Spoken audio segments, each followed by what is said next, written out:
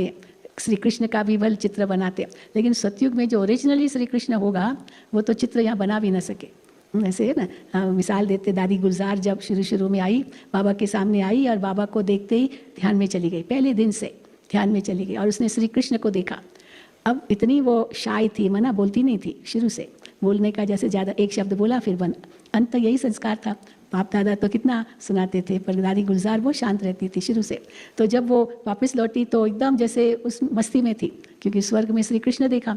तो कईयों ने पूछा क्या देखा, क्या देखा, आप पूछते रहे, अब वो जवाब ही ना देवे, जवाब ही ना देवे। फिर श्री कृष्ण का चित्र ले आए, ये देखा, कहती नहीं ये देखा, श्री कृष्ण के कई रूप, लक्ष्मी नारायण बहुत कुछ चित्र लाए, नहीं भाई क्यों नहीं, यही तो देखा है। लेकिन जो उसने श्री कृष्ण को जिस रूप में वतन में देखा या श्री कृष्ण का साक्षात्कार किया, वो तो ये चित्र तो कुछ भी नहीं है उसकी भेंट में, तो कैसे कहेगी मैंने ये देखा। तो इसीलिए वो बोल भी नहीं सकी और इतना शाय बिल्कुल जैसे चुप रहती थी सदा। तो बाबा कहते सब डिफेक्टेड है। क्यों डिफेक्टेड है, क्योंकि वो ओरिजिनल तो है ही नहीं।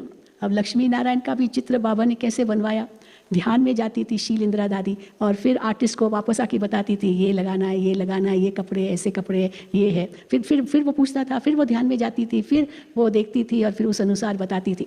इसीलिए वो कितना एक्यूरेट चित्र है लक्ष्मी नारायण का।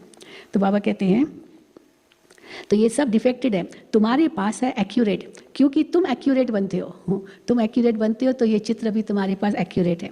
अभी तुमको ज्ञान मिला है तब समझते हो भक्ति किसको कहा जाता है, ज्ञान किसको कहा जाता है। ज्ञान देने वाला बाप ज्ञान का सागर अभी मिला है,